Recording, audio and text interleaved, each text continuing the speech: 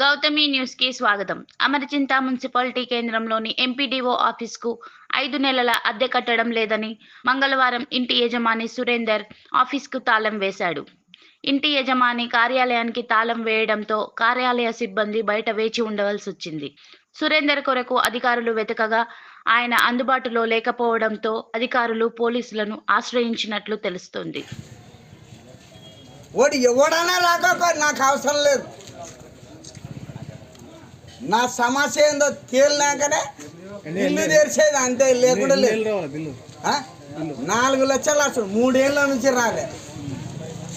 వీళ్ళు జీతాలు తింటలేరా? Sir MPDO sir వాడిని జీతం తింటలేడా? అసలుకి నెలకు 1,30,000 జీతం తింటాడు వాడు. యాడే ఇంటి కిరాయి వాడు ఎట్లా ఏం కథ అని చెప్పి ఆలోచన చేయడా? వచ్చి కూడా 10 నెలల చిల్లర అవుతుంది, ఇంత కూడా ఆలోచన లేదు అసలుకి. ఏం చెప్పాలి సార్? అక్కడ తిరిగి రాపో ఇక్కడ తిరిగి రాపో అంటే ఏం చేస్తుంది సార్? నేనైనా కానీ ఒక్కరిని ఎక్కడ తిరగాలని నేనైనా కానీ. ఇట్లా గవర్నమెంట్కి బిల్డింగ్లు ఇస్తే ఇట్లా ఇన్ని తిప్పలు ఉండే సార్ అసలుకి. అడుగుతాడా అని అనుకున్నాడు అంతే, ఏం లేదు. ఇంకా బొమ్మలు అయితే రేపే మొత్తం పెట్రోల్ పోసి అంటి పెడతారు లోపల మొత్తం. రఫీబాయి చెప్పిన నిన్ను చెప్పలే బాయ్, అడిగలేవు. అడుగుతూనే ఉన్నా, వస్తాయి అటుకెళ్ళి వస్తాయి.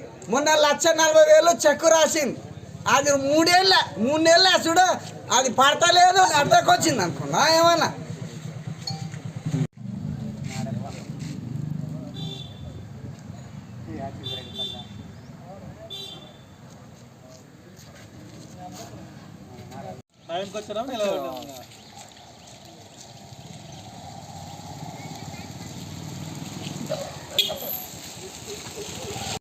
ఆఫీస్ కూడా మనకేం అవసరం, మనకు అవసరం తెలియనే తెలియదు. నా పరిస్థితి బాగాలేదు, లక్షలు అప్పు చేసి నేను ఇక్కడ ఇది చేస్తున్నా.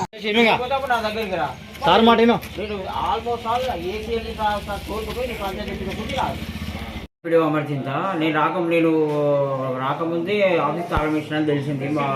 మాది ప్రైవేట్ బిల్డింగ్ కూడా వేసినని తెలిసింది. నేను అప్పుడు ఫీల్డ్లో ఉన్నా చంద్రగారి జీపీలో.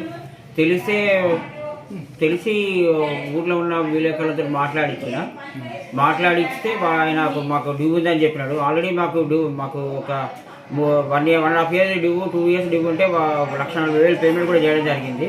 ఇంకా కొంచెం పేమెంట్ ఉంది, ఇవ్వాల్సింది. అతనికి ఇస్తామని కూడా చెప్పినాము. హైయర్ ఆఫీసర్ మాట్లాడి కూడా ఇస్తామని కూడా గతంలో అడిగినా కూడా చెప్పిన తర్వాత మరి ఉద్దేశపూర్వకంగా మందు తాగొచ్చి తాళం వేసిండంట. నేను వచ్చే వరకు అట్లే ఉన్నది. మీరు కన్సిడర్ చేసి హైయర్ ఆఫీసర్ మాట్లాడి ఇప్పిస్తాను, డోర్ క్లోజ్ చేసి ఓపెన్ చేసి.